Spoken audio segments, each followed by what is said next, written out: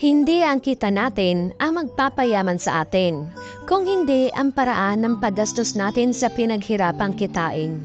Hindi ang nakinang kita nakabatay ang pag-iipon. Ito ay nakasalalay sa ating disiplina at dedikasyon. Sa panahon ngayon, hindi tayo pwedeng maging maluro. Dahil sa sobrang taas ng bilihin, parang barya na lang ang 1,000. Sa panahon ngayon, unahin ang ipon bago ang porma. Unahin natin ang savings bago ang mga luho at lakwatsa. Hindi ang kita natin ang magpapayaman sa atin, kung hindi ang paraan ng paggastos natin sa pinaghirapang kitain. Hindi ang nakinang kita nakabatay ang pag-iipon.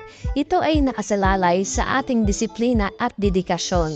Sa panahon ngayon, hindi tayo pwedeng maging maluro. Dahil sa sobrang taas ng bilihin, parang barya na lang ang 1,000. Sa panahon ngayon, unahin ang ipon bago ang porma. Unahin natin ang savings bago ang mga luho at lakwatsa.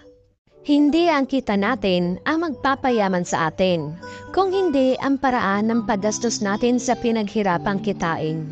Hindi ang nakinang kita nakabatay ang pag-iipon. Ito ay nakasalalay sa ating disiplina at dedikasyon. Sa panahon ngayon, hindi tayo pwedeng maging maluro. Dahil sa sobrang taas ng bilihin, parang barya na lang ang 1,000. Sa panahon ngayon, unahin ang ipon bago ang porma.